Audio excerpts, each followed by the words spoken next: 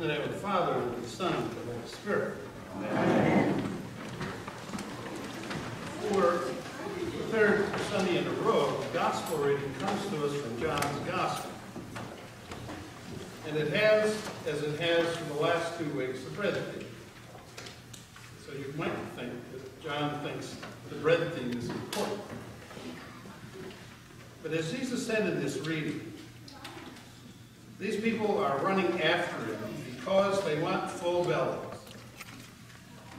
They don't want to see the sign that he's performing. And yet they ask him for a sign. Well, for those of us who've spent an inordinate amount of time in seminary studying John's Gospel, the word sign is a special sign in John's Gospel. There are 7 of them, beginning with the wedding at Cana in Galilee. You remember the story. Listen, every mother of the bride thinks this is going to happen to them. Trust me. They do. They run out of wine before the wedding's half over. Now, this is fairly true in traditional Jewish weddings today, since the goal at a Jewish wedding is for all the men to get totally drunk. They're in trouble. They're only halfway through. And so Jesus' mother, isn't it always the mothers, you watch out for them. Jesus' mother goes to him and just simply points out that the father of the groom, of the bride, has a problem. He's run out of wine. Jesus, being a typical passive-aggressive son, says, "So, why is that a problem for me?"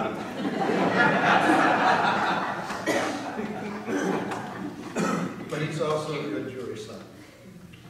When his mother goes away, he has the steward bring in the jars from the purification water.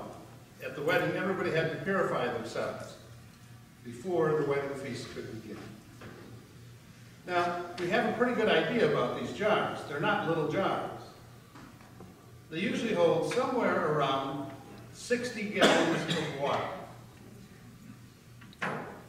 And John tells us there are 6 of them. That's a lot of wine. 300 and some gallons of wine for the festival, and it's really good stuff. That's what they say. How come you saved the best for the last? I tell you that story because as you go through the 7 signs, one of which is what we heard in today's gospel, one of which is what we heard in the feeding of the 5,000, all of John's signs are extravagant acts of abundance by Jesus. He doesn't just give little things. He gives big things, extravagant things. His signs are so big, so public, they can't be missed. But clearly in John's gospel, they can be misunderstood. So what is the point of the signs? What is he trying to show the people of God and Israel? That's actually the theme of all 3 of today's readings, strangely enough. I hate to admit that the lectionary fit together today. For those of you who are downstairs, you can explain that to everybody else. Jesus has been showing us in the last 3 weeks with the bread stories. 2 Samuel is telling us about this. Paul is telling us about this. That God is the God of abundance. That he is not the God of scarcity. And that when God shows up, abundance shows up. You heard the reading from 2 Samuel, in which Nathan the prophet gets David to condemn himself for what he has done to Uriah the Hittite, having him killed so that he could marry Uriah's wife. I love the way the reading ended today, but there's a line missing, which is Nathan's response. David says, "I have sinned." You can hear Nathan saying that, think.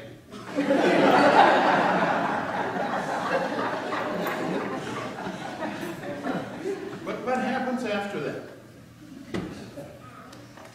What goes on comes the great King. The abundance of God's mercy is expressed in that very moment when David confronts himself and God chooses to be merciful in an abundant way. Paul's talking about the community, about what it looks like. This ragtag bunch of Christians running around the Middle East. He sees it through the eyes of God's abundance. He sees it, as he says today, as a gifted community. And he lists those gifts. Huge number of gifts. It's not the only place. He has other lists in his writings. For Paul, to be a Christian is to be a part of a gifted community. To begin to see God's abundance worked out through the gifts of individual people, gathered together in unity. Paul believes that there is no community of faith which does not have everything it needs among its members for its common life. That they are all people, filled with God's abundance. That God's gifted community, filled with God's gifted people, who experience the abundance of God in their lives. And then today's gospel reading, on the heels of the other two bread readings. Jesus elevates the story. Do you hear what John is telling us? Interestingly enough, John has no Last Supper in his gospel, because it's all about Eucharist. When Jesus says, "I am the bread of life," he is proclaiming that he is the ultimate act of God's abundance, giving his own for the sake of the world. I am bread for you. The ultimate act of sacrifice, giving up myself for the sake, not just of the world, that's too big a term, but for me.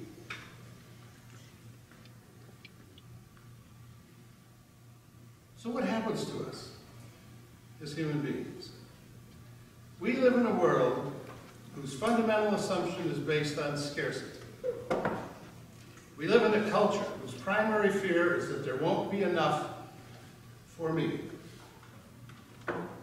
Why do you think they chased Jesus around the world to get bread? They were afraid there wouldn't be enough. Even though they had twice seen Jesus feed them, this crowd, and now make the ultimate act of abundance, they were afraid that there wouldn't be enough. We live in a time where the fear of not enough is driving us to have less. That's one of the little ironies of all of this scarcity mentality. A theology of scarcity moves us to have even less than we had before as the community. Whereas a theology of abundance based on the understanding not just that God wants us to have more, but that God wants us to have everything we need. Underline the word need. We have no need to be afraid. No need whatsoever. I know a lot of people think that the opposite of faith is unbelief. It's not true. Biblically speaking, the opposite of faith is fear. Being afraid that there won't be enough for me is, in a very real way, a denial of the faith we claim to believe. Because in the end, it's not the propositions we hold on to, but the activities that we express in the world that demonstrate our faith. In the New Testament, the word that we translate into English as faith has no passive form. What that means, for those of you who don't want an English lesson, What that means is you can't have it, you can only do it. All the verbs are active. You must do faith for faith to be faith. Faith is to act in the face of all the fears that we face in life. Will there be enough? You know, we're reading reports or hearing reports on television about the effects of the drought on the food market. What's our response as Christians? What's our response? We get nervous, don't we, when we're honest about it? It makes us squirm a little bit. It makes us a bit uncomfortable to think that food prices are going to rise, or that some of the things we like may not any longer be available to us because they'll be too expensive. I go back to God's promise. I will give you all that you need. In the 10th chapter of John's Gospel, Jesus says to his disciples who want to know why he's here, he finally tells them, I have come that you may have life, but there's a comma there, and have it abundantly. God calls us to be people of faith so that we can see the abundance of the world in which we live, given for God's people. So that we can see that Jesus is the bread of life, the ultimate sacrifice, but the ultimate sign of God's abundance everywhere. Everywhere. And that the problem is the system of distribution. When one has too much, it means that one has not enough. We are Christians.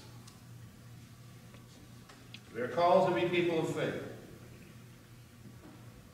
I hate to tell you this, but that means that we need to consider whether we are those who have too much.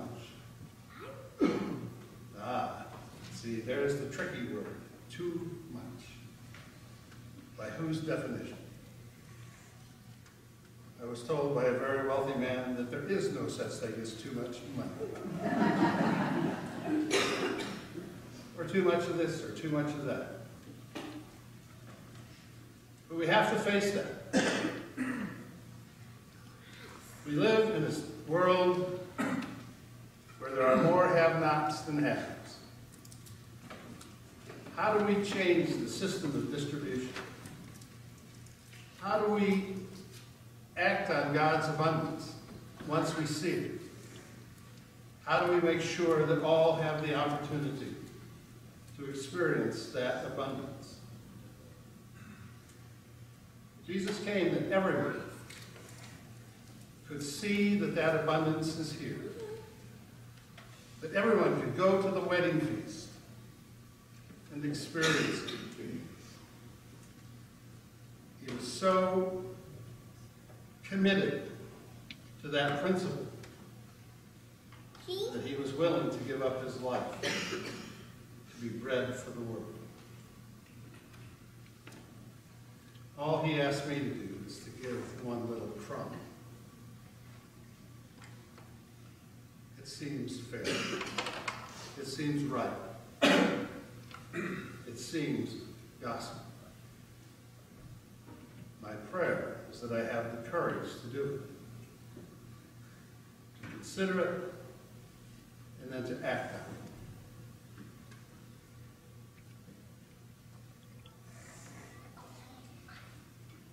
I am the bread of the world. Come down so that the world can be transformed, so that all can see that the God of love is the God who forgives, the God who forgives, the God who spreads his abundance on all of humanity. Is there enough? Yes. Is there enough? Always.